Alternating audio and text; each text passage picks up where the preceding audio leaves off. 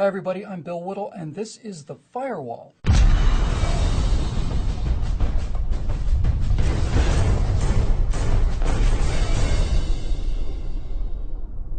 There's an epidemic breaking out in America today, a deadly and destructive epidemic that can do catastrophic damage to our country and its people. It's not an Ebola epidemic. It's an epidemic of fear. It's an epidemic of fear caused not only by the presence of a terrible disease, but by the sense that no one is in charge, that no one's taking decisive action, and that the people charged with defending us against this kind of threat were asleep at the wheel and continue to flounder. They lie to us and cover their mistakes when you get right down to it. This fear epidemic is caused by the belief that in this battle with Ebola, it's the virus that has the initiative. And it doesn't have to be this way. All the American people need is a little honesty and a little leadership.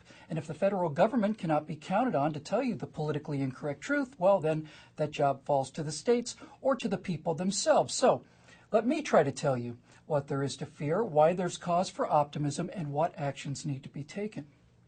Now, EVD, the Ebola virus disease, is a pretty simple single strand of RNA that produces hemorrhagic fever. In its later stages, it destroys the walls of blood vessels and causes a host of horrific symptoms. Now, the critical number in terms of our ability to contain an outbreak is the basic reproduction number, R sub 0, usually spoken as R naught. R naught is an estimate of how many people an infected person will pass the disease on to. If R naught is less than 1, then the disease dies out over time. If it's greater than 1, it will grow. And the bigger the number, the faster it will grow. The deadly 1918 outbreak of influenza, spread very easily by airborne droplets from sneezing, had an R naught of about 2 to 3. Every infected person infected 2 to 3 more.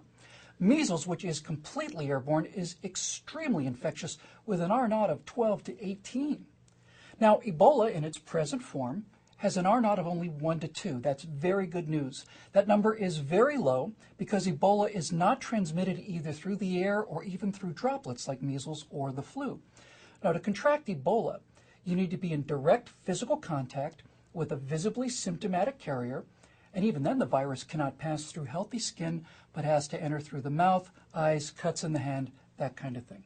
But 1 to 2 is still a positive number, if a low one, and that means that the disease does spread. But the one thing that we need to keep in mind here in America is that the existing reproductive rate of 1 to 2 for Ebola is artificially much, much higher than it would be here in America, because it's derived from historical conditions in Central and now West Africa, where sanitary conditions are appalling and effective isolation virtually impossible.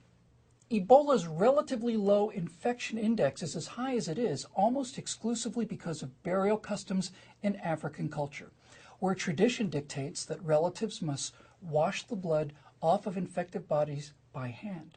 Blood that in the case of Ebola is extremely contagious, and there are not a lot of rubber gloves or surgical masks out there in West Africa. And there's another factor too. Ebola is not just spread by contact, it's also spread by fear. And in Africa, that fear also drives these numbers much higher than they would normally be. For example, on September 18, 2014, at least 8 government health workers and journalists were found hacked to death in a latrine in Guinea, murdered in cold blood by villagers who thought that they were in fact spreading the disease intentionally. There were reports of relatives breaking into hospitals in West Africa, assaulting the medical staff, and removing by force extremely infectious individuals while shouting, "There is no Ebola." Riots broke out in the Guinean city of Korea when health workers spraying disinfectant were thought to be spreading the disease. Now, when a population attacks health workers, doctors, and hospitals instead of heeding them, well, that R naught for Ebola of 1 to 2 reflects all of that, and we're not going to see that here. Now, despite these very positive factors, this outbreak is in fact an extremely serious condition. Ebola, unlike most viruses, which can survive outside of a living body for only a few seconds or at most a few minutes, appears to be able to remain viable for up to 3 or 4 days.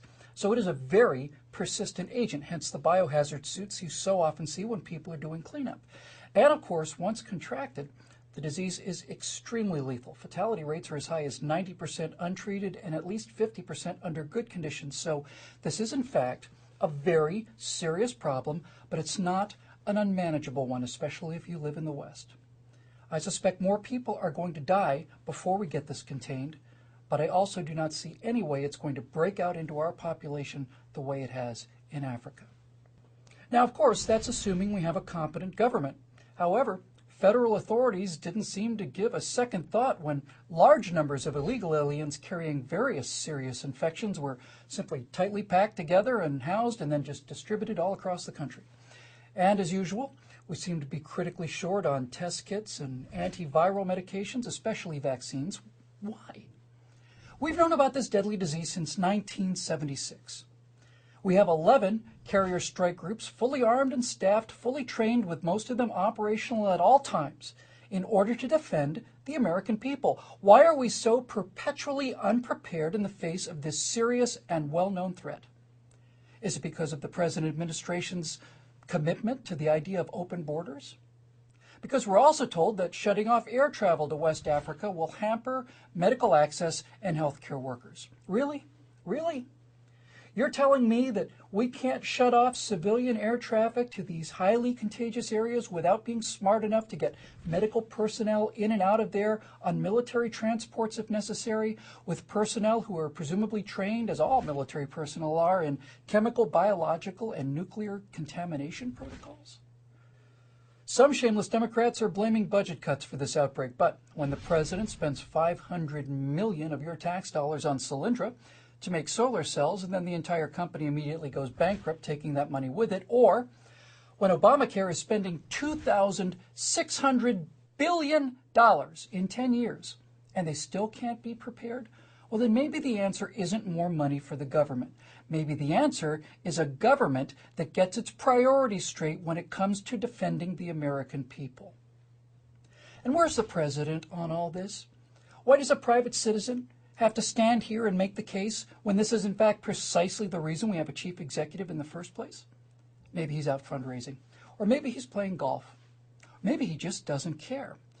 But as usual, he sure as hell is not out in front of this issue, this one above all others, telling us why all we really have to fear is fear itself. Please subscribe to our YouTube channel and be sure to visit us at TruthRevoltOriginals. And to keep these messages coming, please consider making a donation by clicking here.